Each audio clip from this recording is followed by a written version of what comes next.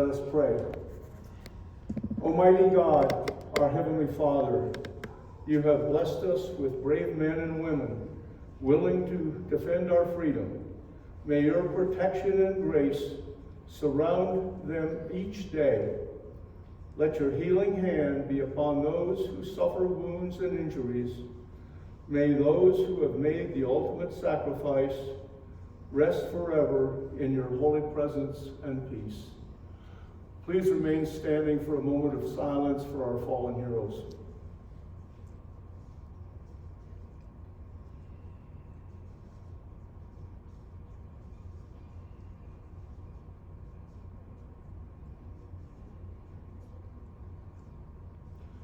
O Lord, we thank you so much for all that you have done for us and the many blessings you have bestowed upon us. We will rest in your power and kingdom and glory forever. Amen. Amen. You may be seated. Just a few administrative remarks. We'll probably have people continuing to come in, and that's fine. That's easy to do while we're making administrative remarks. We want to make you aware that we have sales for merchandise going on over here, and we also have a silent auction in progress, and you can sign up for that at any time, so please go over and visit the tables for a silent auction or the merchandise materials. Also, looking at our upcoming schedule, as you will hear today in the roundtable, and as discussions ensue here at lunchtime, we have two important speakers this evening that are both talking on subjects that we'll be discussing this morning. The first speaker at 4 p.m., which is a little bit of an anomaly to the schedule, but our first speaker at 4 p.m., which is Captain Patrick Warfel, U.S. Navy, retired, and he is speaking on life, liberty, and the pursuit of happiness. So that is happening this afternoon. Following him, Colonel Mark Hawk Thomas, U.S. Air Force, will be speaking on freedom, family, and faith. So another very interesting topic, and we'll be looking forward to listening to each of those. On Friday, which is tomorrow, we will have a Youth Appreciation Day, and that will be pretty much following the schedule as it is printed. On Saturday, it's our Festivities Day on the green in the town of Grand Lake, and there we will have a parade at 10 a.m. We will have some festivities and music and discussions later in the morning after the parade is over. And then our keynote speaker, Dr. Ron Paul, will be speaking at 12:30. About that same time, we were supposed to have a flyover, but apparently from what we've heard this morning, the flyover is probably not going to happen and has been canceled. But that's not a reason to not come out to the town green on Saturday. Lots of interesting things going on and things to do. I should also mention that the American Legion Post 88 is here in force today, of which every member here in the roundtable were all members of American Legion Post 88, and there are several members in the audience, and they've done a lot of things to help us set up and get ready for today. I saw Dwayne Daly, there he is back there. Dwayne, you want to stand and let everybody, give Dwayne a big round of applause for all the work the American Legion is doing. Also, in addition to all the hard work they're doing, they have also graciously donated a fairly large donation to the Constitution Week, which we really appreciate. So we both appreciate the work, the hard work you folks do, as well as the donation you have recently given us. So we thank you for that. Before we get started, I'd like to see how many in the audience are veterans. If you're a veteran, please raise your hand. A few, okay? And how many people are here from out of town or out of state? Very few, okay?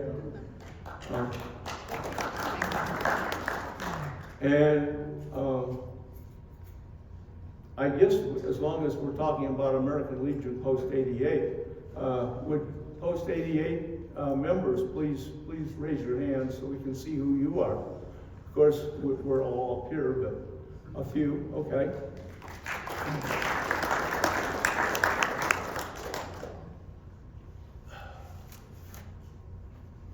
So, where are we here?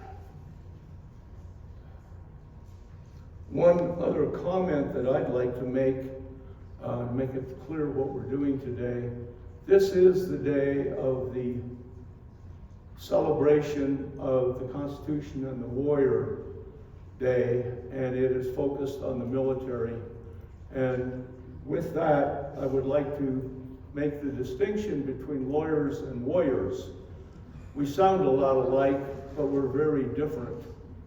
Lawyers are famous for talking a lot and taking forever to get anything done. They're often in 2 or 3 years of litigation before they can finally come to a conclusion.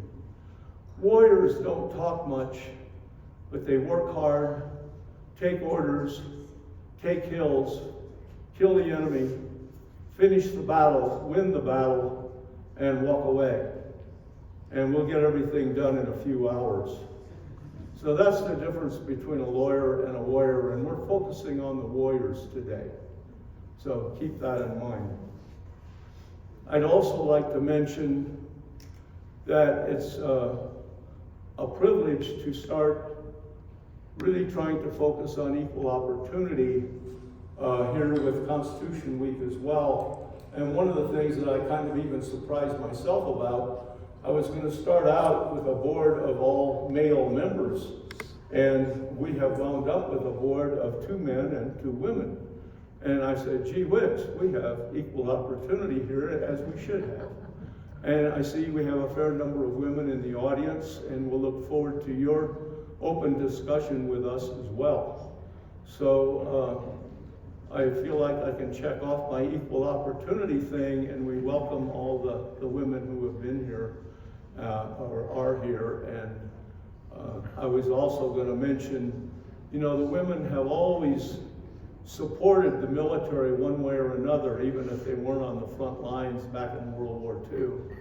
That women had many important functions to serve the warriors while the warriors were out fighting. A lot of the heavy lifting that needed to be done back at home, whether it was logistics or moving things or maintaining airplanes. In World War II, Rosie the Riveter was helping us build airplanes. So the women have always been involved with the military, and we appreciate your hard service as well. Now, why are we here? We are here to understand how the oath of office that we'll go through in a minute helps us to better understand the Constitution, one, but the oath of office says that we'll not only try to understand it, but to support and defend the Constitution. And so what we're doing today, our mission is to talk about how that interaction of the warrior, the military people, helps us to better understand how it influences our military careers and our daily lives. So as each of the board members tell their stories about how they do this, at the same time be thinking about how the Constitution may have influenced you in your career or in your daily life. And that's what the forum is going to be about today, is an interaction between all the veterans, the citizens here in the room, to say, gee, you know, the Constitution is something important to us, and how did it influence your life? And so we will encourage audience participation with all of this. we'll spend about half the time hearing from the board and the other half of the time listening to what the audience has to say. So with that, we'll go ahead and get into it.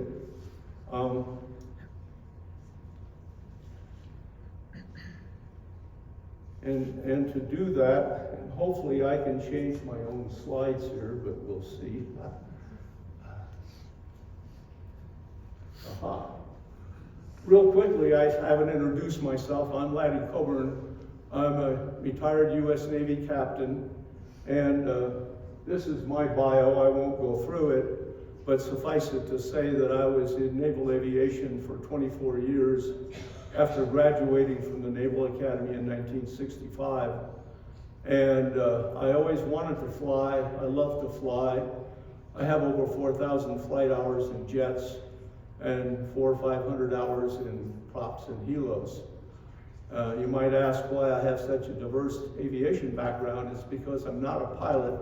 I was a navigator, and I could fly in anything that flew. I just don't fly in robotic airplanes anymore. Navigators are heavily used with the robotic aircraft, the unmanned air vehicles and so on that the military now uses.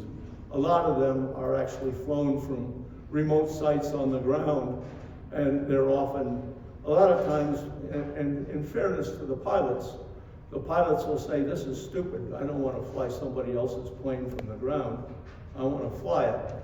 The navigators are not quite so pedantic about that, so we're quite happy to be able to fly an airplane ourselves from a remote site somewhere.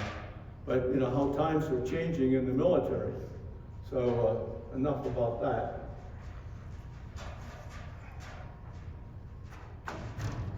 To introduce quickly, and I'll introduce them more formally in a moment, here at the Roundtable, we have Lieutenant Colonel Jerry Boyd, U.S. Army, and we have his wife, Lynnae Boyd.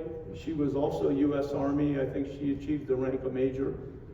And we have with us an active duty Air Force Lieutenant Colonel. She didn't even want me to say Air Force, but she is an Air Force officer on active duty working with the Air National Guard right now. So those are your board members. And as I mentioned earlier, we have a nice diversity of the group. We have 2 women, we have 2 men, we have all the 3 major services represented here. And it'll be interesting to hear everybody's comments about how we as warriors have been influenced by the Constitution of the United States. And I want to emphasize that last statement I made.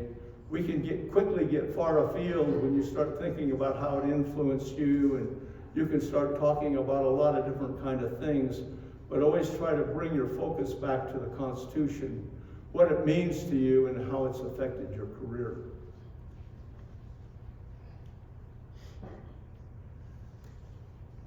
Okay, so this is what we're about.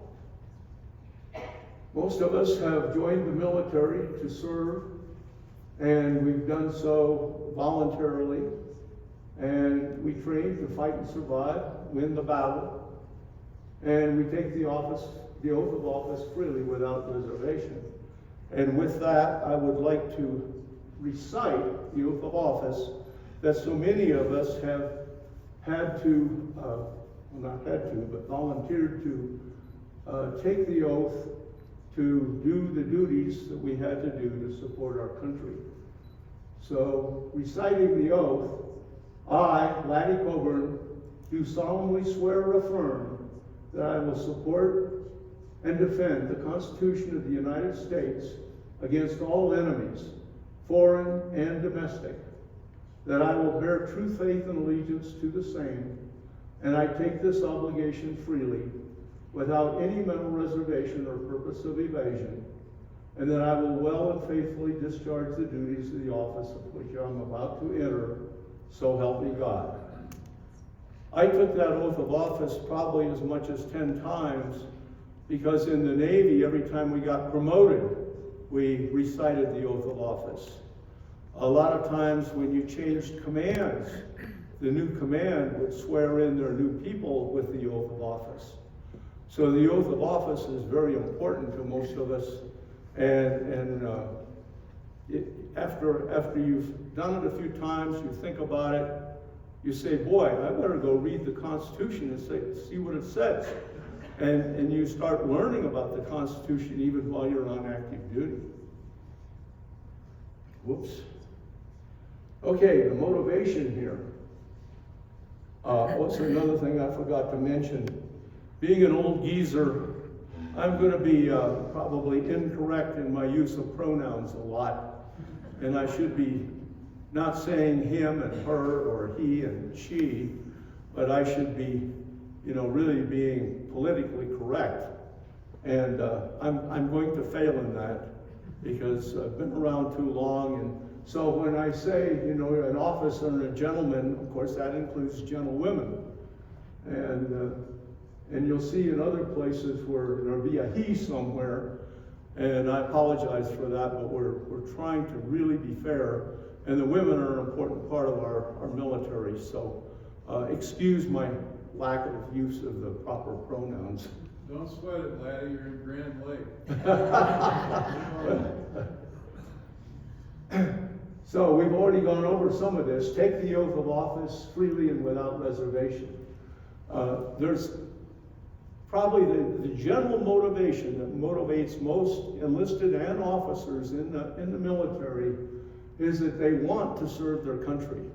They grew up on a farm, a ranch, in a big city, wherever they grew up. They all come to realize how important it is to defend our nation, and they want to serve their country, and they voluntarily come to do so. Consequently, we have an all-volunteer force today.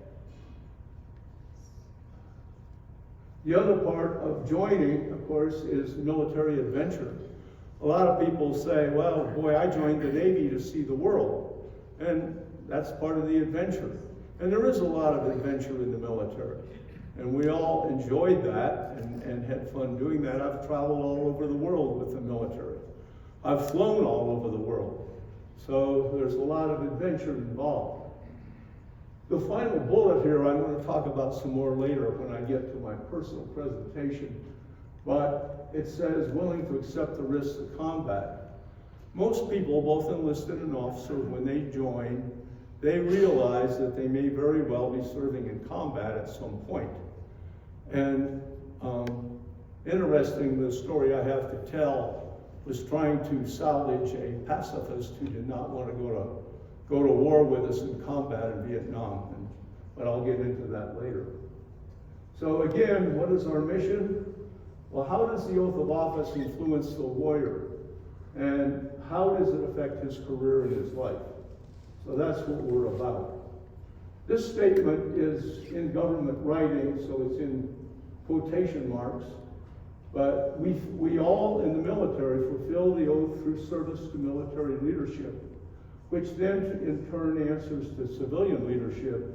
And that's an important part of how our country works. The military is not in charge of our nation. We are subordinate to national command authority, which is normally at the highest level, and of course at the commander-in-chief, or the president of the United States, is, as commander-in-chief, totally in charge of the military. So that's what that statement is about. Okay, now I'm going to start getting into how the oath of office affected me personally as an officer. And then when I'm finished, we'll introduce the other members of the board.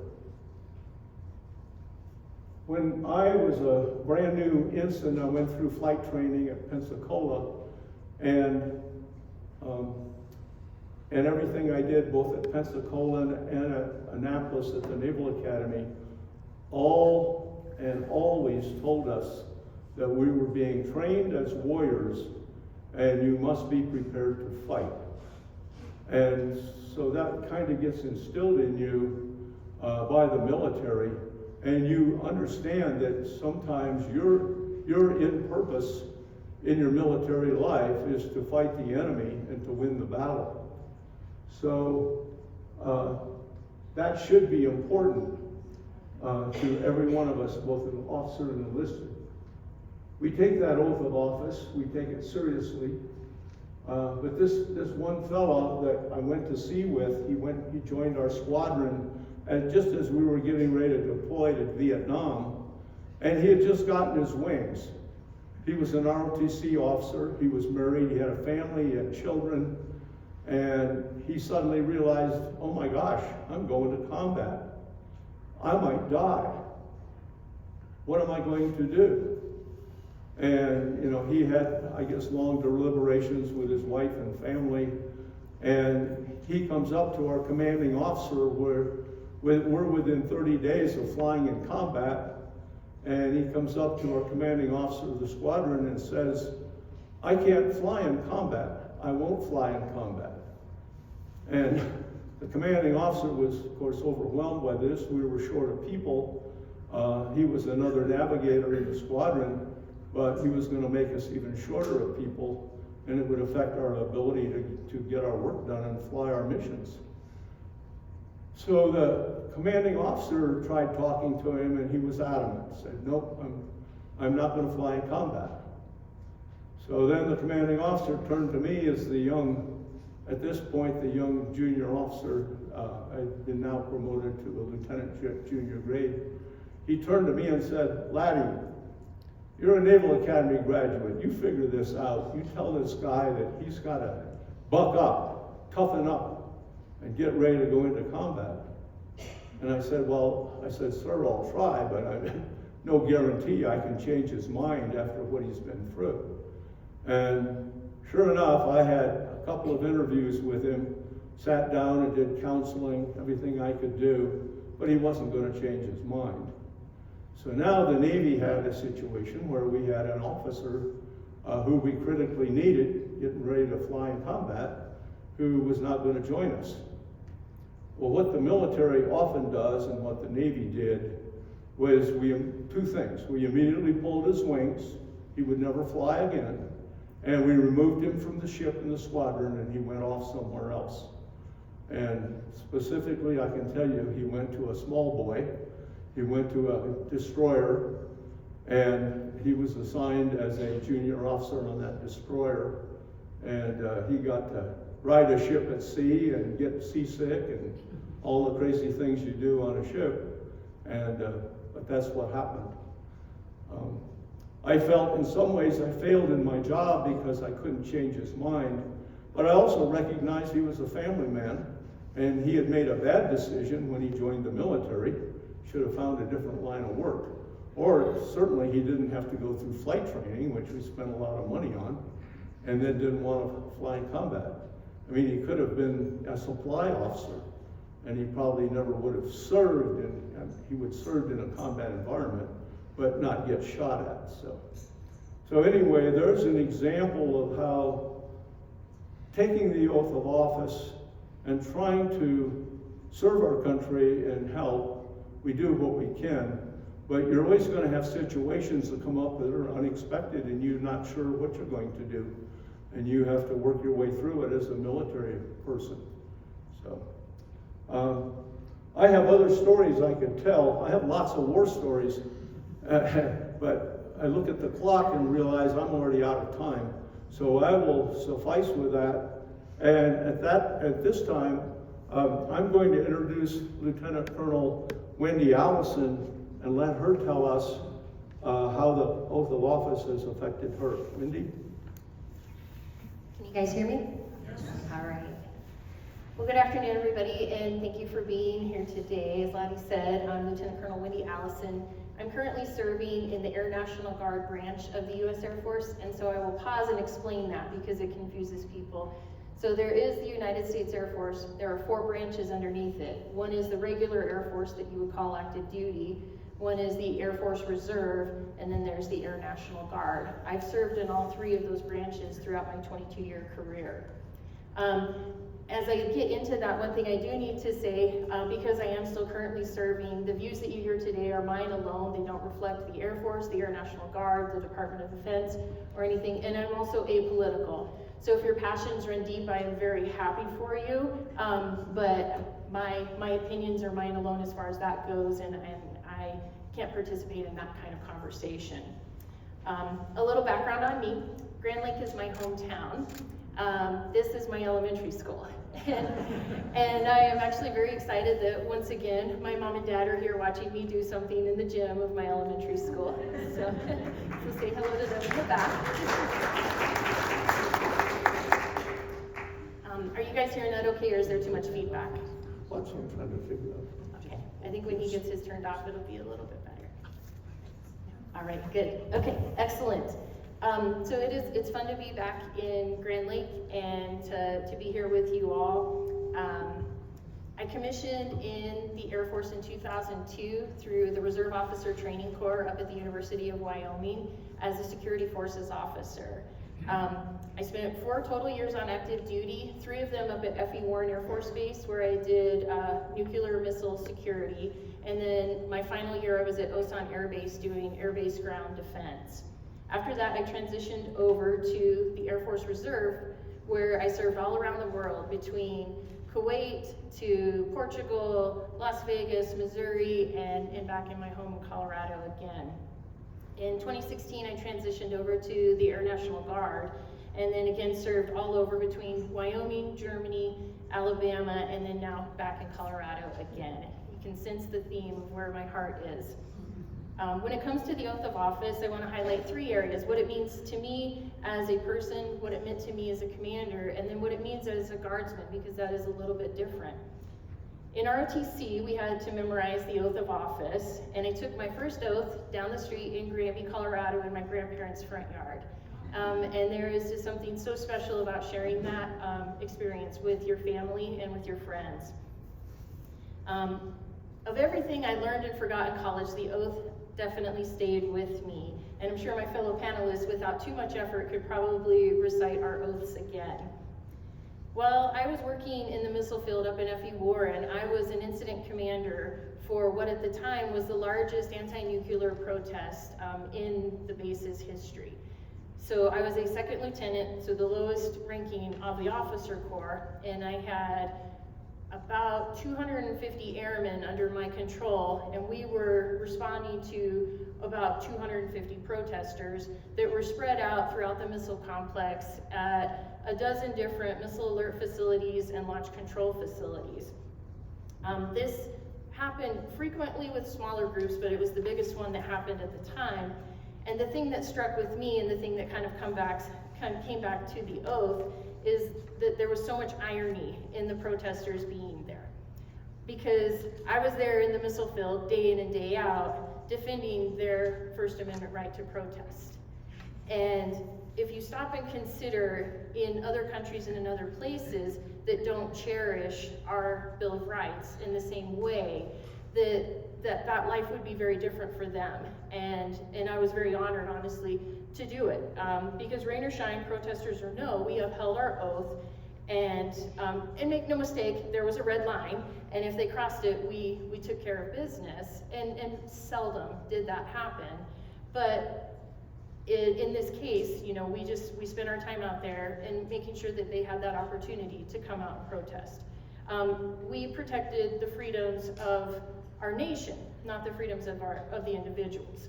And that was important to us. So truth be told, though, the protesters made what was normally going to be a very boring and dull day very entertaining and fun. So in my career, I've taken the oath about 5 times, but more importantly, I gave the oath so many times that I have just lost track. And the way this works is that the oath is recited by a senior ranking officer, and then it's repeated by the enlisted person or the junior officer as it goes back and forth. To me, there's no greater honor than to do that, to give the oath and to help someone continue their service and reground themselves in what we hold so dear in the military. It formalized that bond between service members and the Constitution. In the active duty and the reserve officer oath, I swore allegiance first and foremost to the U.S. Constitution. And interestingly, in the officer oath, there is no mention of the president, although, of course, we serve our allegiance to our commander-in-chief, regardless of who is in the office. The Air Force enlisted oath, though, does actually have a line in it where it says, "And I will obey the orders of the President of the United States and the officers appointed over me." But again, even in their own oath, the allegiance to the Constitution is the priority. Admittedly, I've read the Constitution more times, many times, and it doesn't stick with me in the same way that the oath does. And I think a lot of this is because the Constitution is our bedrock, and our oath is how we do our business. The last area that I want to talk to you about is the National Guard and their oath of office, my new oath of office. Many people are familiar with the second part of the Second Amendment that says to keep and bear arms. But the entire line says, a well-regulated militia being necessary to the security of a free state, the right of the people to keep and bear arms shall not be infringed.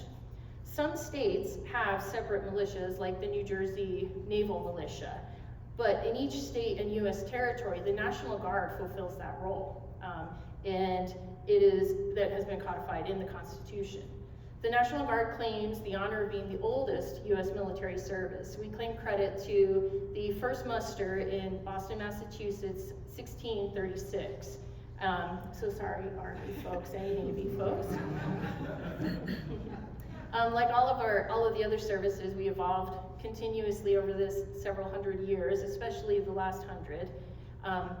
But what is still common with that is that our oath is to the U.S. Constitution. The Guard is a little bit different though, because in my Guard oath, I swear allegiance to the U.S. Constitution and to the Constitution of the state where I'm serving. I also swear allegiance to the U.S. President and to the governor of the state where I'm serving.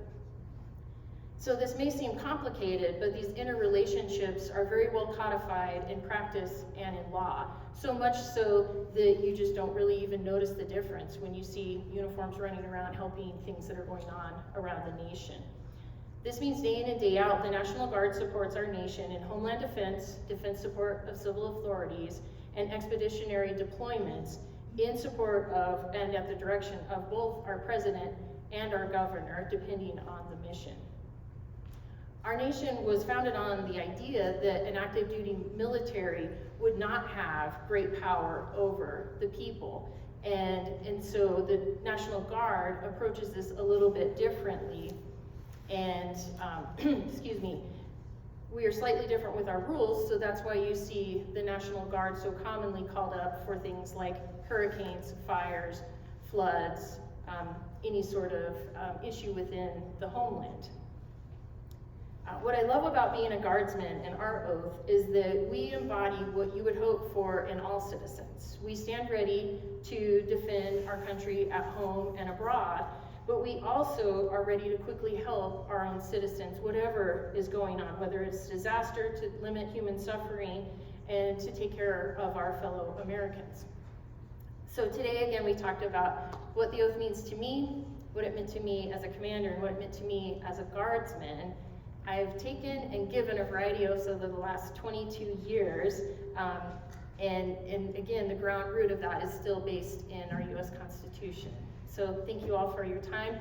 I welcome your questions later.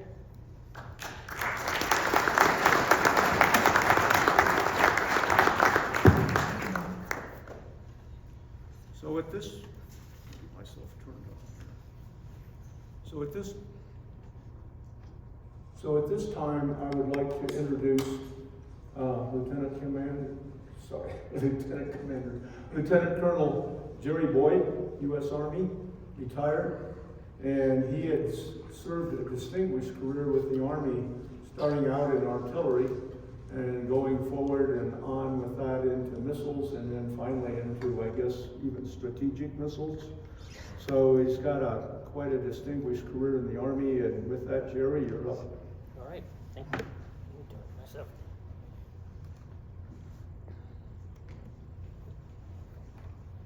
Thank you. Real quickly, I was commissioned in the military service through the Reserve Officer Training Corps in a regular college setting. So I went to school in South Dakota State University, and then I was branched into the field artillery, where I served until I retired in 1996.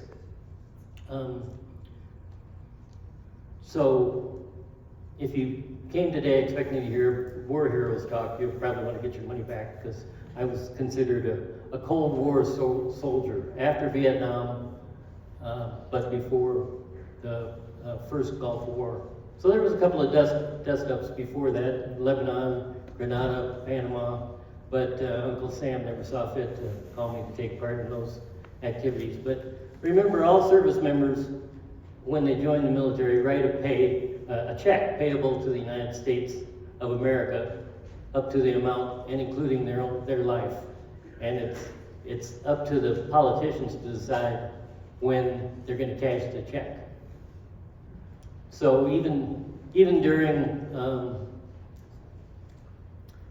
those political, just a second, I just messed up my screen here.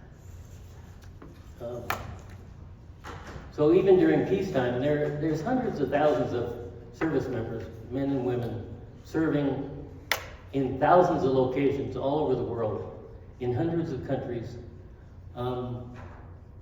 under every sea, on the sea, above the sea, day in, day out, 24/7, defending our Constitution so that we can have the freedoms and liberties that that Constitution provides for us. A couple of examples, I guess one example that really stands out for me in my military career was when I was a captain in 1980 when Ronald Reagan became president, and he initiated the Peace Through Strength strategy, where he was going to confront the Russians, who had just deployed SS-20 missiles into eastern Germany, threatening our NATO allies. He directed that a missile system, a first strike missile system, nuclear missile system, be created that would counter that SS-20 missile system. I was in that first unit that was provided those missiles, and it was unheard of. They developed this missile system, tested it. It only had two test firings, and deployed it in under 3 years. So I can remember my missile crews in buses in front of our missile storage facility, waiting for the Bundeswehr, the German government, to honor the commitment to deploy these missile systems into their country. And as soon as they voted, the C-5As that were circling in the airspace that had our missiles on board landed at Rhein-Main Air Force Base. They were transferred onto Chinook helicopters and flown into our missile storage facility. At the same time, we had German riot police with water cannons and riot vehicles pushing our way through protesters, not to downplay your 250, but about 20,000 protesters that were surrounding the Mutlangen storage area at the time, to get us inside. They landed the missiles into the storage facility. We worked 24/7, nonstop from that day, which was Thanksgiving Day of 83, and by the 19th of December, those first 3 missiles were declared, or actually the first 9 missiles were declared combat ready and ready to go onto a combat alert site and take up status. So those missiles, because they were the first strike systems, were, once we got to the combat launch facility and had our nuclear warheads mated, we were 15 minutes from launch and 10 minutes from impact. From the time the Commander-in-Chief issued a flash message to our site, 15 minutes later, those missiles would be in the air. So people have asked me, well, have you ever been in a war? I said, no, I've been within 15 minutes of a war for a long periods of time. So again, that kind of, and they would test us all the time. We had constant flash traffic messages coming down to train us to be able to respond in a timely manner, but also flash messages that would confuse the enemy as to what our intents were at any given time. So some of the messages would just be intelligence messages. Other times they would be training launch messages. So when a training launch message came into the command center and we started to decode it, we immediately alerted the crews who went to the missiles and started a countdown. At that point, it was a real countdown. They had no way of knowing, real training or otherwise. And it wasn't until we reached a certain stage in the message decoding that we would know if it was a training mission or an actual mission. If it's an actual mission, two-man control into the safe, write the PAL cards, get the codes, send them to the missiles, and we're off to the races. If it was a training mission, we gave them other information, they cycled into a training launch sequence, and then the missile went back to standby. So those crews, at any given time, and you have to remember back then, 83, no social media, no cell phones, no anything. We were isolated, and the only communication we were receiving was through official channels. So you never knew what was going on. You just had to train and react to what you were given. And if it was to launch, it was to launch. And if they made a mistake, it was up to them to get us to stop before we launched. Because once you had the full authority and it was validated, it was off to the Armageddon. Because you knew that was the start of the whole thing. So that was probably the most impactful of my military career was being in that kind of role.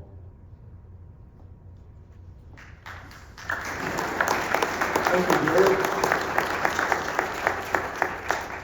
And his wife, Lynnae Boyd, spent a certain amount of time in the Army. As I understand, you were a military academy grad and had an Army tour for a few years, but got involved in working in the medical field and worked with the Army Medical Service Corps, is that the correct terminology? And then later left to go on and continue to work in the medical field. So she has a strong medical background that I wanted to point out, and you'll hear more about when she talks. But if you have questions about military medicine, the VA, how the VA is doing and taking care of our wounded warriors, and all of those kind of things. Anyway, Lynnae, you're on. Thank you. Thank you, Laddie. Thank you all for letting us come today and talk to you about our experiences. I have if you talk to anybody in the military, everybody has a little bit different story. But as I was talking to Russ just now, I don't know Russ, I met him today, but we have a camaraderie that we can have a conversation and really just enjoy listening and talking to each other and are learning about our experiences. So I do have a little bit different experience in the military.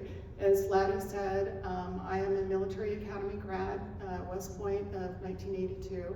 Let me go back. I'm a Colorado native, born and raised in Arvada, graduated from Arvada High School, and went to West Point in 1978. The first class of women entered in 1976. They graduated in 1980.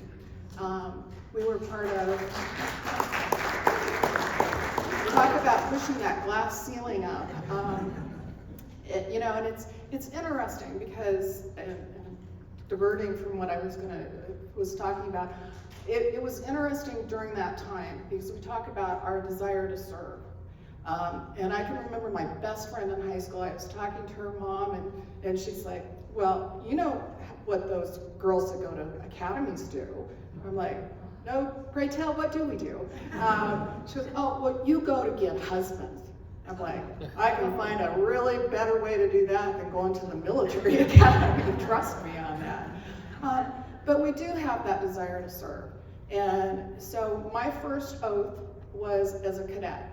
We go into the academy as new cadet candidates. You go through the first summer as beast barracks is what they used to call it.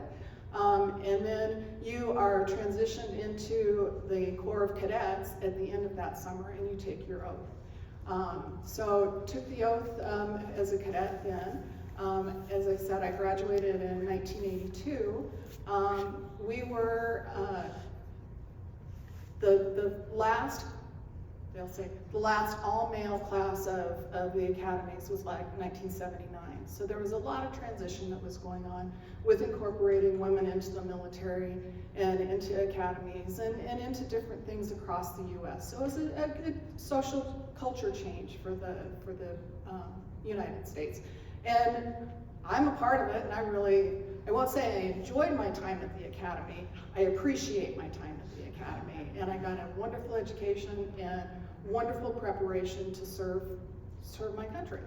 I was commissioned as a field artillery officer, and what some people will recognize, I was an active duty commission. So you have an active duty commission, you have a reserve commission, you have a National Guard commission, reserve commission, but I was an active duty commission, and I had a commitment for active duty time as payback for my schooling and education and experiences at the academy. So I was commissioned as a field artillery officer, and during my initial training, then I branch transferred into the Medical Service Corps, as Laddie identified. So I actually served at Walter Reed Army Medical Center in Washington, D.C., and I was a Medical Service Corps officer. So I was not practicing medical, but I was support services for the hospital. So I did all of the information management, and will date myself in that I worked with the first integration of networked PCs to do patient files for Walter Reed Army Medical Center. So we don't do that anymore, and you have all your little cards and everything, all your information is on that and so forth. So it's much better, but as we talk about, sometimes that hard piece of paper is pretty nice to have as well. So I served on active duty at Walter Reed for 5 years, and then I transferred. I resigned my active duty commission, and I was recommissioned as a reserve officer, and spent my next 8 years as a Medical Service Corps, or next 9 years as a Medical Service Corps officer in the Army Reserves. And one of the things that is very interesting, and even in the military side circles, we don't really understand. When I went to the academy, the expectation was that, hey, you're going to be a career Army officer. You're going to spend 20 years and you're going to retire as a retiree after active duty for 20 years. And I personally didn't have that vision. I knew that I wanted to serve my country, I wanted to do it on active duty, and then I was lucky enough to transition into the reserves. So as you might hear people talk, 2 weeks active duty time in the summertime and weekends, weekend warriors. But I think the thing that is really important to me in my experiences and through my oath of office and my commitment to protect and support the Constitution is that my husband and I are back in the Chesapeake Bay in Virginia, so we just went to Mount Vernon last week. It's like, okay, how about this big George Washington guy? How is he doing? Well, we were citizen soldiers, and I would say from my experience, I'm a citizen soldier.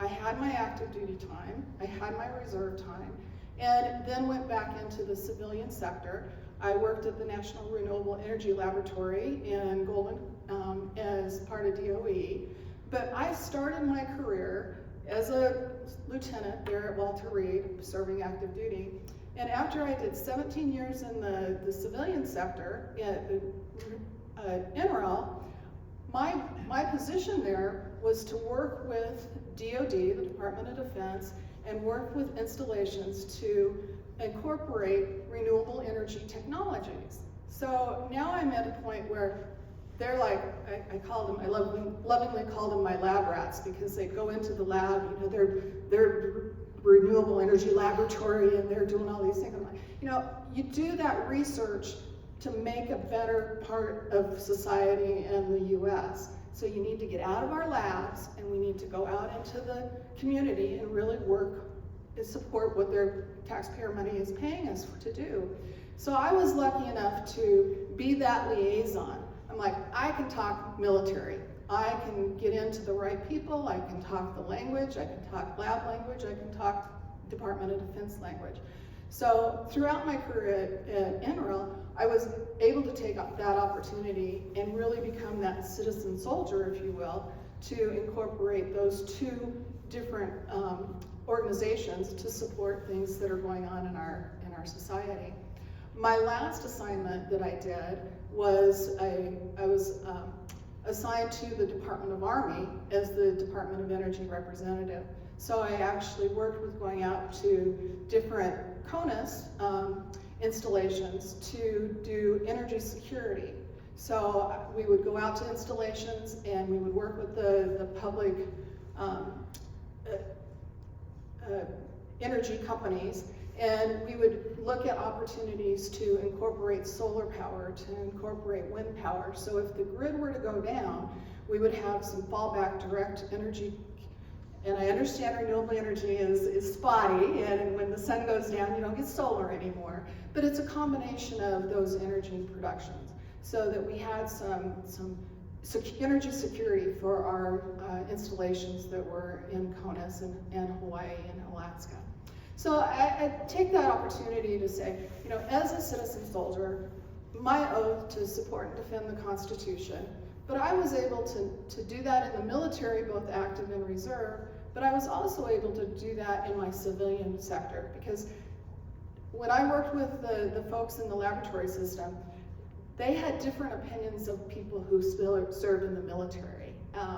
And it was not always real receptive. But by the end of my career, we were doing things with the Department of Defense and actually incorporating renewable energy, not from specific things that I did, but I was able to be part of that process. But more importantly, I think, is being able to talk with my colleagues and to the people that I worked with and express to them and let them get to know me and my experiences from a military perspective and my perspective of the Constitution. And as Wendy said, you know, the military and our oath is to support and defend the Constitution, to allow for those rights and liberties of the Constitution. And so it was a very rewarding perspective for me to be able to talk to people, because they're like, you know, at the end of the day, they're like, well, I didn't really know that is what you guys did, and that's what that meant. So it was nice, gave them a little bit different perspective of the military and what the military does and their job and what they should be doing. So again, I kind of come at it from a military academy grad as a citizen soldier. And thank you for your time.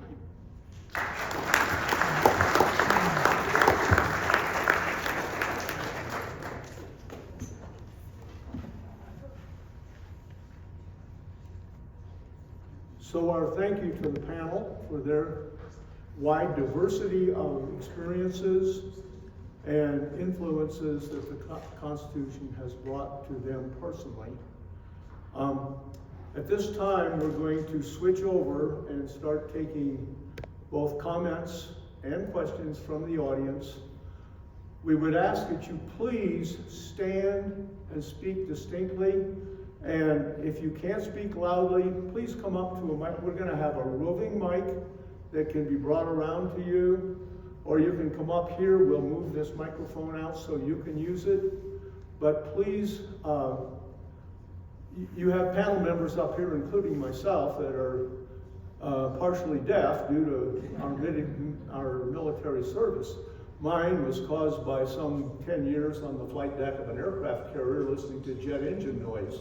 So we don't hear real well. And if you just stand up and talk in a normal tone of voice, we may not be able to capture everything you're asking or saying. We have one board roundtable member here who does still have good ear, and that's Wendy. So Wendy, help us if we can't capture somebody's comments. And the other thing about comments and questions, if you would route your comments and questions to a specific member of the board, that'll help us. Otherwise, as moderator, I've got to take it on myself and pass it out. But you may have specific questions to the board, and so address your questions to the individual that you want to talk to. Bob, while you're up here, can you move this microphone down so the people in the audience can use it? I think it's got quite a long cord. This one right here. He's got the rubber on. Well, but we're going to need both, because there's going to be people in the back of the audience that don't want to come up here, and there's people in the front of the audience who probably don't mind coming up and using this one. While we're doing that, let me just take a quick aside. I didn't get to this chart, but it is something I wanted to emphasize. When we review what we say in the oath that we take, an important part of that is we're supporting and defending the Constitution of the United States of America against all enemies, both foreign and domestic. And if we look at what's going on in the United States today, we have as much of a domestic terrorism problem or crime problem as we do the foreign war situation. In fact, there are some people who will say, maybe America has done enough with fighting foreign wars. We've lost a lot of veterans and heroes out there in foreign wars, and maybe we should come back and look and take care of America first. But be that as it may, what I wanted to point out here is that when you say against all enemies, foreign and domestic, it's turning out that the domestic terrorist is becoming a primary threat in our country today.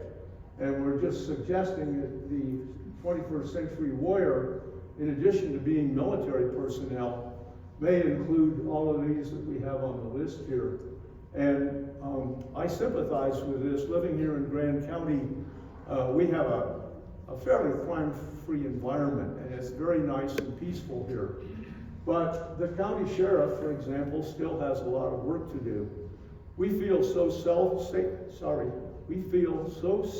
here in Grand Lake that we don't even have a police force here.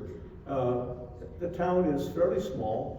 It's probably less than 1,000 people year-round, and it can grow to 3,000 or 4,000 with the part-timers that come in the summer. But and I have personally interacted with our sheriff.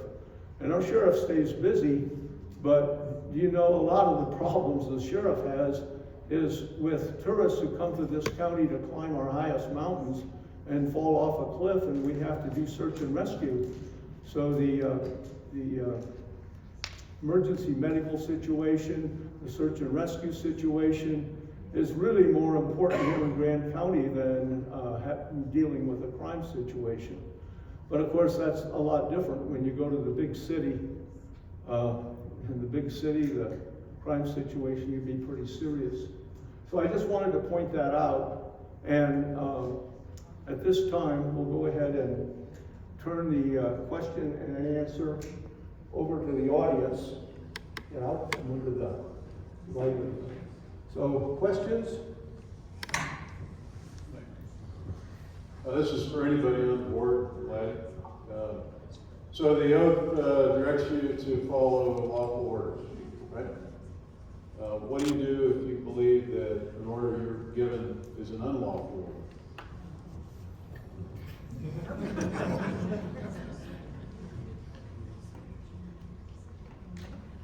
order? Yeah, I'll field that question. I guess that really kind of came up to the forefront back in Vietnam during the My Lai incident, where Lieutenant Calley was the infantry platoon leader at the time in the village of My Lai, and he thought that he was taking a lawful order from his commander to razz the village, to basically kill civilians, and anybody that was there from the commander's perspective was an enemy combatant, even if they were a female, child, etc. And the military UCMJ was evoked upon most of the people that were involved in No that. acronyms, please. Oh, okay, the Uniform Code of Military Justice is what we, in the military fall under, as opposed to the constitutional rights provided, for speedy trial, etc. So, it was during a lot of that, court proceedings that it really came to the forefront about whether, if you truly believe that the order that is given to you is an unlawful order, i.e. to shoot civilian non-combatants, that you have the right and obligation and duty to refuse to follow that order. And whatever the consequences may be, that is what your oath of office requires you to do, is to not follow that order if you truly believe that it is not a lawful order. Does that answer your question? There's another part to this that I'd like to offer, Patrick. Being a senior officer myself, a lot of times the situation reverses itself, and you're asking yourself, as the one who gave the order, if your order was lawful or something that should or should not be carried out. So as a senior officer, you get more and more retrospect in what you're doing before you just snap out and give orders. The problem really comes in combat, where time is of the essence. You give an order to take a hill or do something specific that will kill people, or you may be killed yourself. And some people might say, I ain't taking that hill, that's not a lawful order. But many men are going to die if you don't. So that's a tough situation. I've never been in it. The Army gets in it, and the Marine Corps gets in it a lot more than I do. If there are any other perspectives on this that would like to be shared, welcome other comments. I'll add one thing. Just as far as it goes with lawful orders, I mean, our baseline guidance is what being asked of you, is it illegal, is it immoral, or is it unjust? And if the answer is yes to any of those, then you just absolutely do not do it. Well, let me add too, for the civilians here, to put your mind at ease on this a little bit. A commanding officer, unit commander, usually has something called a judge advocate general, a JAG Corps officer, a lawyer. Within arm's reach, you reach out, grab that guy's collar and shove him up to your face and say, is this okay or not? And sign on the dotted line. So you get lots of help and advice. Laddie made jokes about lawyers and warriors being different, but you can't be a warrior without a lawyer in combat. So rest at ease. The military isn't crazy. They aren't going to do stuff they're not supposed to do. There are restrictions in place that make sure it's focused and it's justifiable. Thank you. Okay, other comments, questions? He's got the mic. Okay, so I gave him the mic. Okay. Owen's on the line. Is that on? Yes, it's on. Here. Okay, thank you. First of all, I'd like to thank the panel for being here and all sharing their experiences with us. And my question is, technology, and how that might have affected their careers, and how that might affect the way we go about taking care of the country.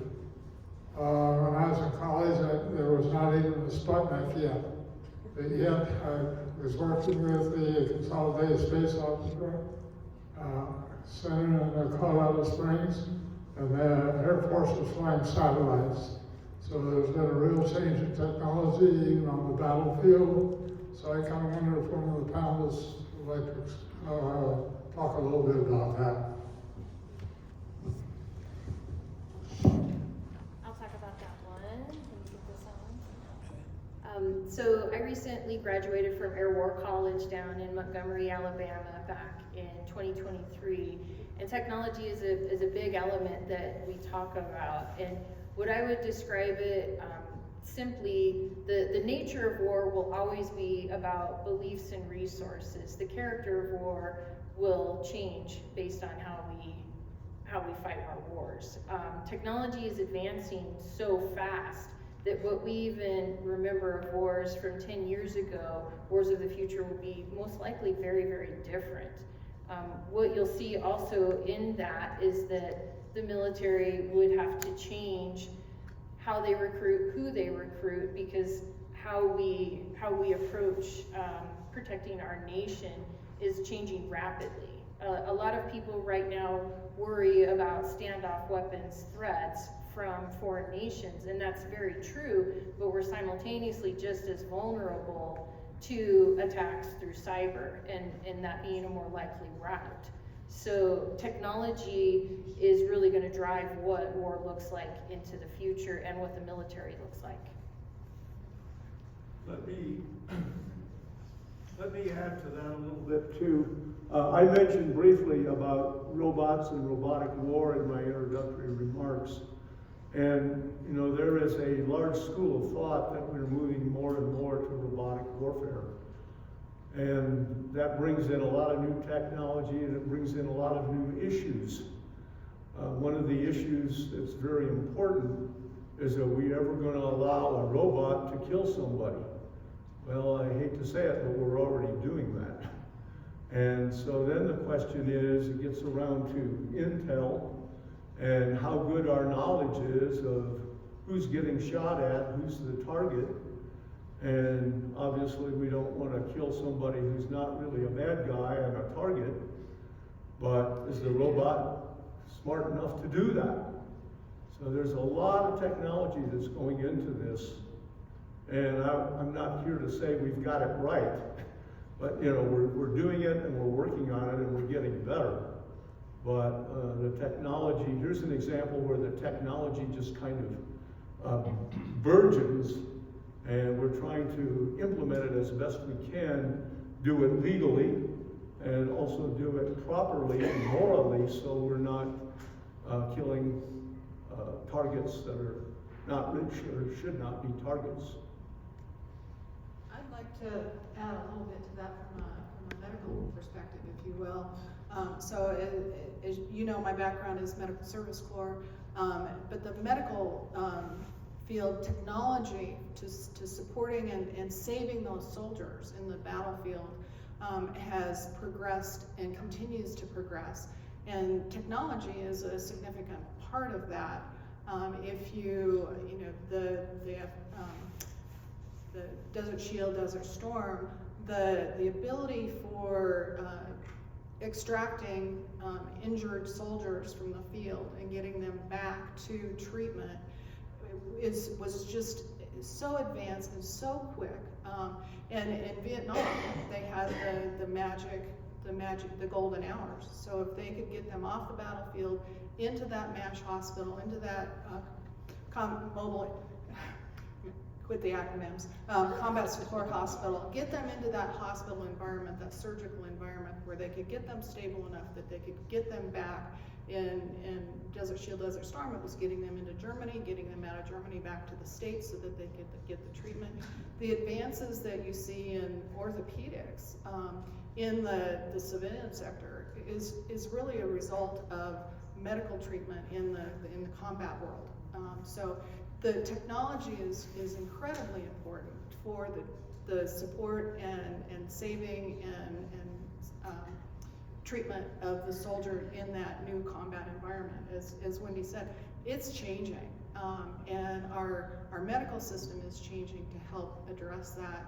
One of the other things that the services are doing and are in the process of, it used to be that every service in the Air Force, the Navy, the Army, everybody had their own medical treatment. Everybody had their own medical centers. Everybody did their own line of treatment for their service member.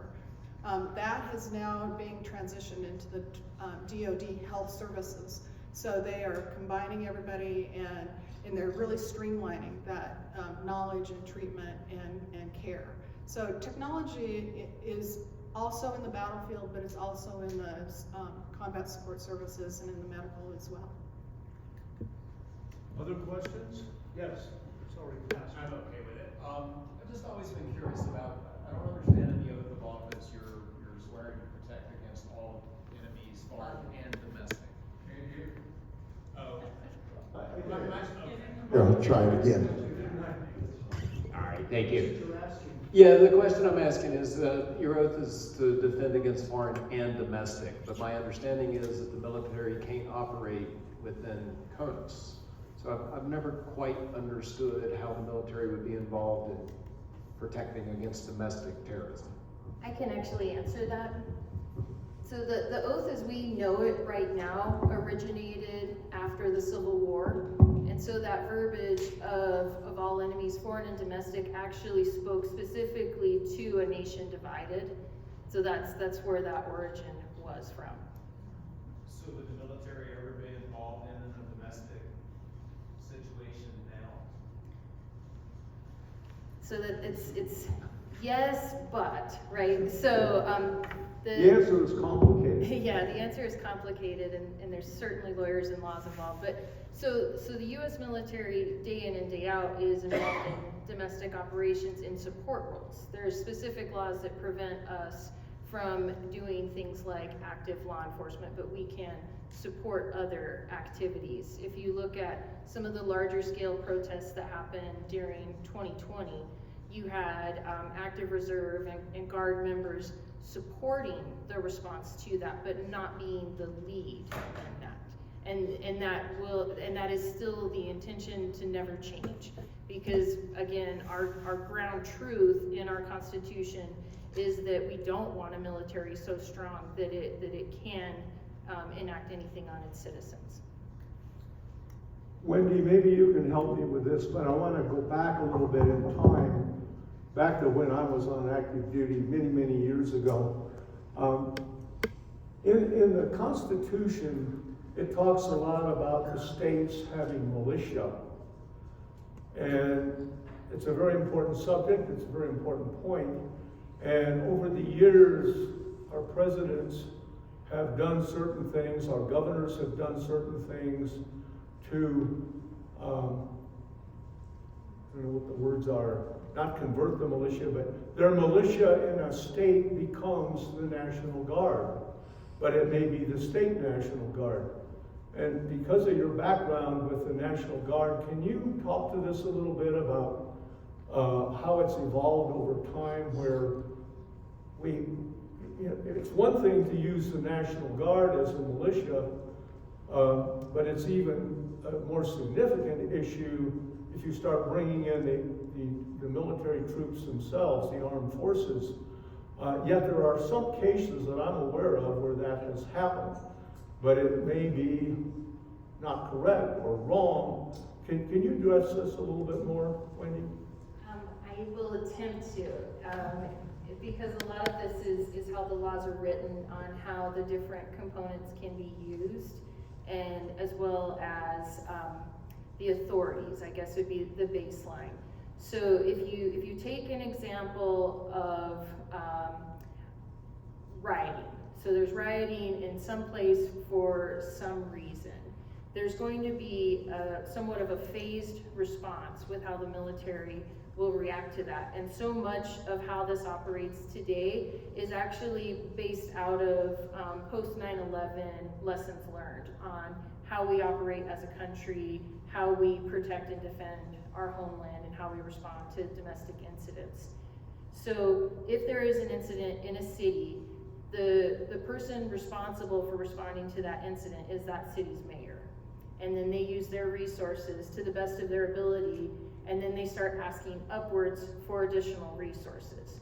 So then now the state governor would get involved, and that could be state resources like a state police or other agencies within the state. It could also be the National Guard in a state status under that authority.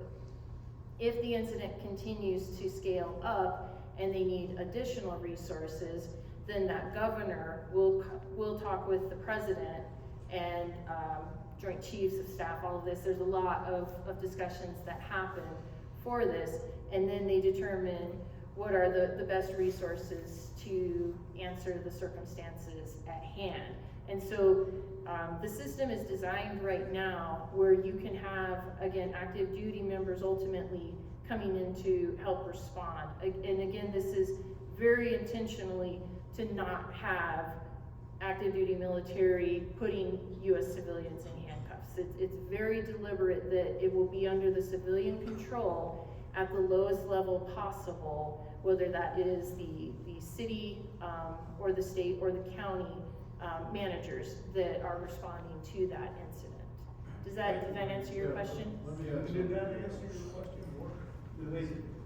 Let me add something to that real quick. My understanding from my time in the Pentagon, it also gets down to funding sources. So the distinction to avoid posse comitatus problems, that's the law that says the U.S. uniformed military cannot engage or operate inside of the continental United States, Hawaii, or Alaska, unless the Title 10, which is how our U.S. code and how the Congress pays for the military, stops paying for those operations, and you switch over to something called Title 42, which is funding by the Congress, your elected representatives that, recognize the sovereignty of all of us as citizens, as being the boss in this republic. When it shifts to Title 42, that's for the non-lethal aid that Colonel talked about, of U.S. military personnel assisting the governor and the governor's delegated personnel or joint task forces, interagency task forces to, render aid in something like a hurricane, to use intelligence facilities, for example, that look for, broken bridges or washed out roads and stuff like that, or to protect power plants or gas lines when there's a hurricane or a big storm that comes through and wipes out someplace like New Orleans, for example. My federal agency that I worked in is supposed to be mostly foreign intelligence directed at our enemies overseas. We supported under Title 42 the governor in Louisiana when a big storm came through, a hurricane wiped out most of southern Louisiana, by using spy satellites and unclassified commercial imagery satellites to look for problems to help direct the governor's task force to go fix those problems so people could be rescued or industries rebuilt and that sort of thing. So that's the distinction. It's not about firing weapons or anything like that. It's about providing logistics, intelligence, and planning support, law enforcement support to the legitimate state authorities that have the lead in these disaster responses. So it all comes down to who's paying for it, what money goes to those operations, and to ensure that posse comitatus is enforced. It was an important question, but hopefully we have Can a good answer to it. Can I add a little bit to that and some examples here in Colorado in natural disasters or scenarios? So we very well remember our troublesome fire. We were participants, casualties of that. But after that, they activated a National Guard unit to come up and post for the roads to secure access into the fire area. So that was an activation of the National Guard. It was an MP unit. That's what they do, traffic control. So the governor was utilizing that National Guard unit to do that. Back probably 20, 30 years ago, there was the tornado in Lyman, and that destroyed much of the city of Lyman. They activated a reserve engineer unit that had heavy equipment to be able to go out and help with the cleanup and construction and safety of the tornado there. So there are specific to your point. that are Reserve and National Guard units that they have that mission, that they can medical support, MP support, engineering support, that are located within the state resources that then can be requested, as Wendy said as well, that there are checks and balances all the way up, but that it's utilizing those resources for the good of the U.S. and our citizens. All right, let's move on. We have other questions. Right, Over here? We have one back here behind me. Well, let's switch sides for a minute here so we can get both sides of the room. Did you have a question? Yes. Yes. He has a question. Okay. This gentleman had a question. Okay. And I can share information about ICE. I was sworn in. We've been involved.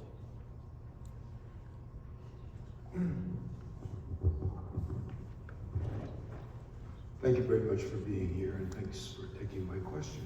I was a sergeant during the time of Vietnam. Okay, I was close to Vietnam, but I was not in combat. I haven't been shot. I don't have anything from Agent Orange as far as I know. But I can tell you that in the VFW and in the American Legion, where we are, the biggest thing is trying to get medical benefits for people that got hurt. Two of the lessons to be learned, I think, for me, growing up, was there's a price to be paid for the freedom that you have. And sometimes your job is to do what you were told. That's a tough one. Officers have to make decisions.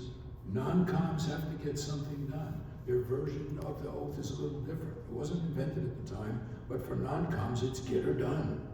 You know, the officers made a decision, get her done, and enlisted men are doing it. Now you have people that are hurt, and now there's another price to be paid. The process for you to submit paperwork is handled by the county, and in Boulder, that's not necessarily the most efficient.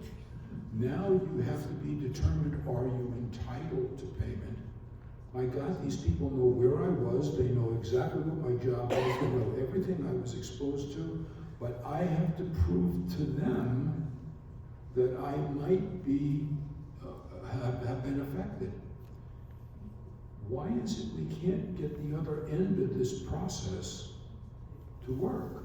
This is government Medicare, medical care at its peak. It is completely government.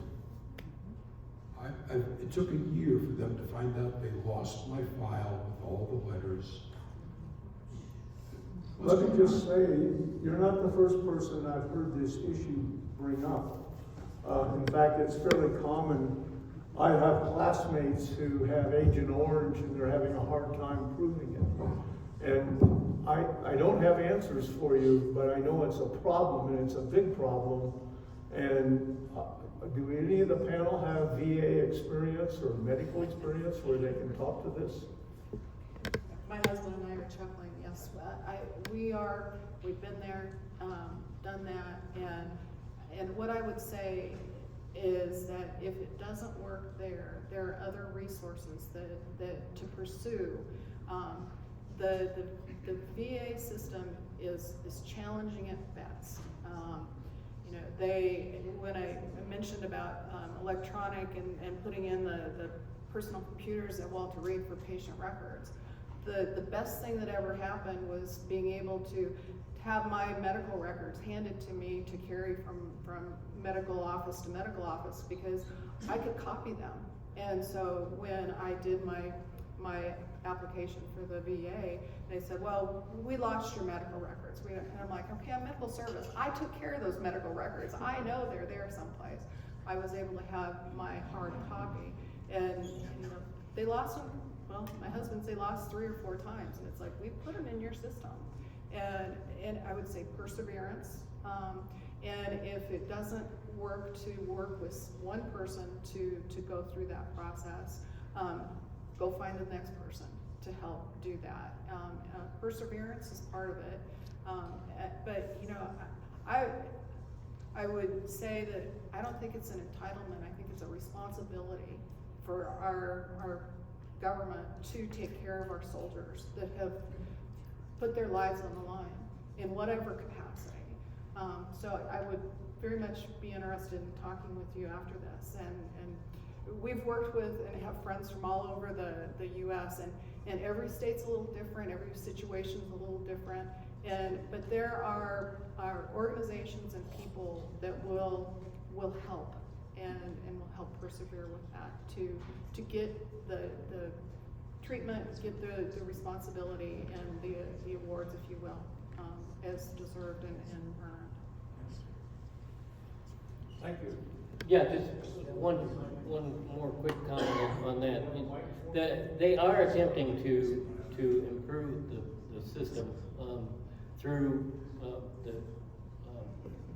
presumption of conditions that you don't have to prove anymore, like Agent Orange.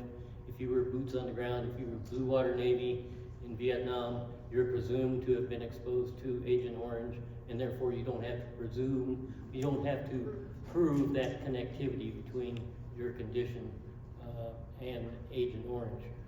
The new PAC Act that deals with exposure to toxic conditions from burn pits during Desert Storm and radiation exposure, etc., has streamlined a lot of that for veterans to qualify. Same with PTSD is another big area where not all wounds are visible when these veterans come back. So they are attempting to streamline a lot of that, but it's a heavy lift.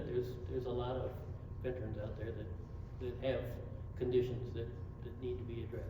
Well, it seems like there's a basic process would be you filled out a form, right? There's a time for you to diagnose something, and then a time to get treatment. Here's my experience. No one gets measured. There is no measurement. There is no process. And no one loses their job because you lost the file, you can't account. It's like our Congress doesn't care. There's no headlines here, you know. What do you want me to do? I'm not interested. It's just, there's something wrong. Something basically wrong. Perseverance is that perseverance, and it does happen, and there are, but it's, as Jerry said, it's a heavy lift. And you know, we do that, and the result of that is the people that work hard are totally overloaded. Oh, absolutely. They're overloaded to the point where they can't possibly get to all the stuff, because there's other people sitting back, sort of coasting along. I do 5 a day. Somebody else is trying to do 20 a day, you know. Yeah. It's a problem. Okay, thank you for being here.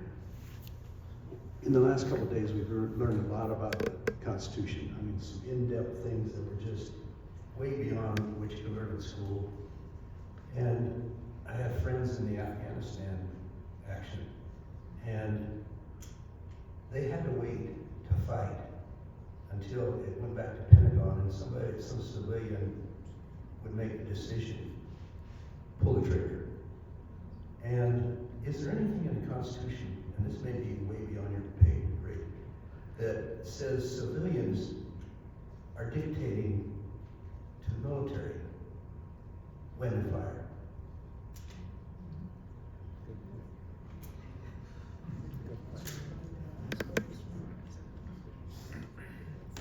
Yeah, I'll address that a little bit. So,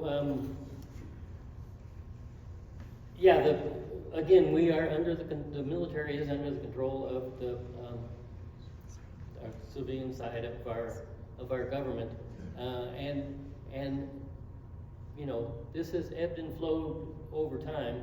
Vietnam was a period again where many things were dictated by the politicians of what kind of, you know, actions could or couldn't be taken.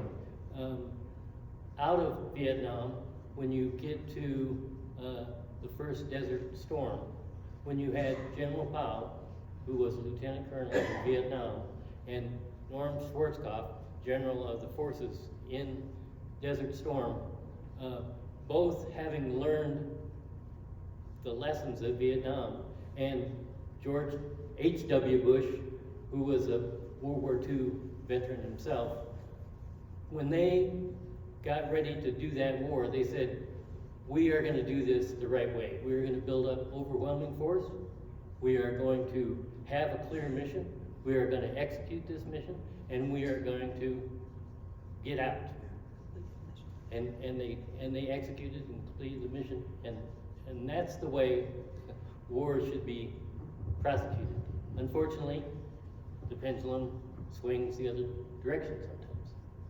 So when you're talking about when we left Afghanistan and that whole situation, we had, I think, the civilians dictating to the military, and we lost 13 soldiers there. And very difficult position, and the public was not informed. That's correct. Yeah. And so, is there anything in, I realize in Amendment 1, the Chief of Staff, not Chief of Staff, what's the President called? Commander-in-Chief. Does everything fall in underneath him, and that's where you get the civilians involved in our wars? Well, it goes downhill, not just, starts with the Commander-in-Chief, goes down to the Joint Chiefs of Staff, down to the Secretary of Defense, and under the Secretary of Defense, you start getting the uniformed personnel that are to take the action that needs to be taken based on civilian authority. Does that answer your question? Oh, no. But that's a political issue. We're not supposed to be talking politics in here, so let's not get into what happened in Afghanistan. I would use the word debacle. You know, the one comment that I would say to that is we've talked about is one thing that I think the military does do well and historically done well is after action, lessons learned. And I think, and I expect that there will be full review of that process and lessons learned about that. It doesn't explain the rights and wrongs of what happened, but we'll look, the military will look at that and as we talked about, lessons learned from that, so we prevent that from happening in the future if possible. Other questions? We've kind of gone over, but we'll take one or two last questions here. Oh, I don't think I need that microphone. Back to the using the military within the confines of the United States. 9/11 happened. We were clearing the skies all day long, bringing down our aircraft. Excuse me. They said they couldn't hear you, so go ahead and use it. All right. 9/11 happened, and we were clearing the air of all our aircraft, but yet we had military aircraft circling major cities and things of that nature. I drove from up here back down to Denver that day, and I watched the contrast disappear. It was an awful day. But in that event, had there been an airplane that came up, who would have gave the order to take that aircraft down? Since we did have military. I'm not sure I understand your question, but. I actually do understand it. Did we have aircraft in the air to take them down? Well, we had aircraft patrolling, circling New York City, according to the media. I can actually answer that one. So, two elements. Prior to 9/11, by several decades, you have NORAD, and they have existed since the start of the Cold War to monitor the air for missiles and other threats. And so the planes that initially scrambled on 9/11 were part of that mission. And so that's where some of those military aircraft that you saw that day, that they were fulfilling what they call aerospace control alert. Side note, primarily an Air National Guard mission, and they are on duty 24/7 to respond to whatever happens. This was, of course, above and beyond what we had ever anticipated within the United States, but they have been there for many decades. The second part of that is who would have given that order. That still would have been from presidential directive down, and they can delegate down, you know, whatever their worry is, you know. If and I apologize, I've read the reports on it, but I don't recall what was specifically given out that day. But there are some great videos on YouTube with interviews from some of the airmen that were flying that day, and some of the things that they went through and processed as they had to consider shooting down civilian aircraft. It's fantastic discussions, really just amazing airmen on that day. Thank you. Thank you, sir. And then back to the medical, does Grant County have a VSO person? Oh yeah, they do. yeah. Hey, Dwayne. Yes. But if you're passing out cards too. But, yeah, Oh, no, I'm not I'm not a veteran service officer, but we just acquired one at our post, and that kid is motivated at that. you know, Thank you. I would say that, yes, counties have VSOs, some as in all positions, some have fantastic ones, and Grant County has a fantastic VSO. But some counties don't, and I would say that those VSOs that are fantastic don't have borders. So if you can contact others, that they're there to help the veteran. One last question. Can I add something? Because Sandy way back there still had a question with this gentleman. Way back there, the guy that raised his hand, Dwayne, raise your hand again. You made a comment. Dwayne is the one, and we got to be thankful that he is up here. But we also got to be thankful, like Pat over here, adding to what we're bringing up. We need these professionals. First of all, thank you, veterans and those who are serving our military, for their service and our freedom. I have a question, and I'd like your perspective on the future and the presence of our military. And I've read in some of our publications that the enrollment is down. Thank you.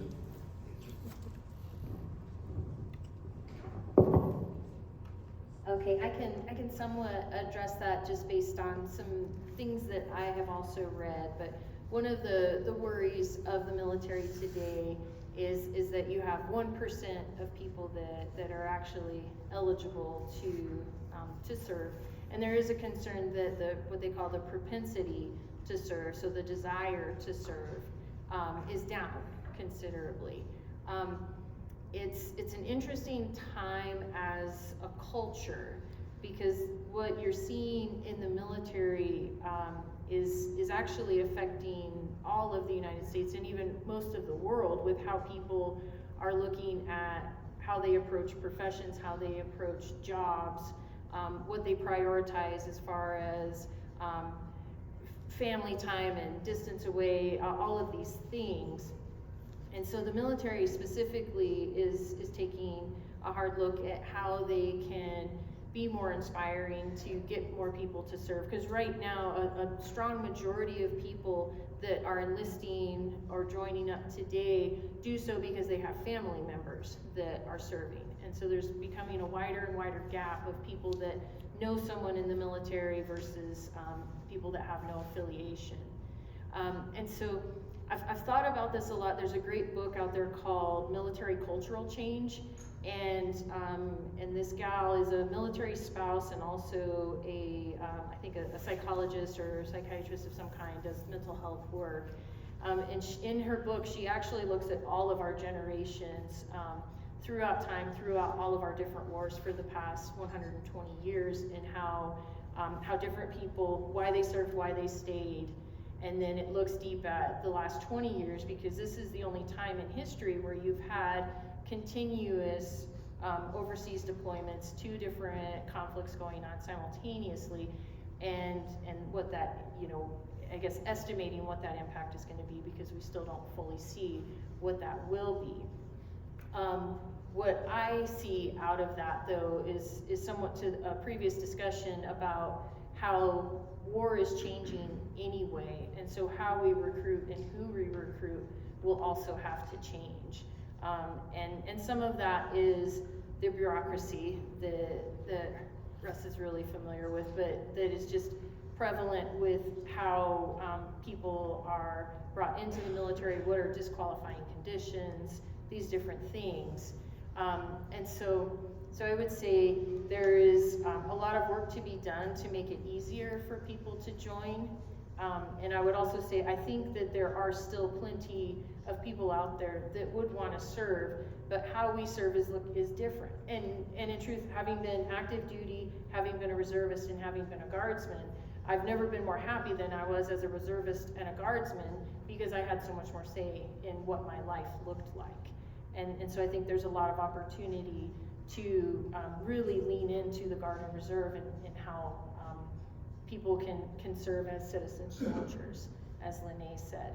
And then the last thing that I would say is that some people look at the younger generation today and they fall prey to the kids these days.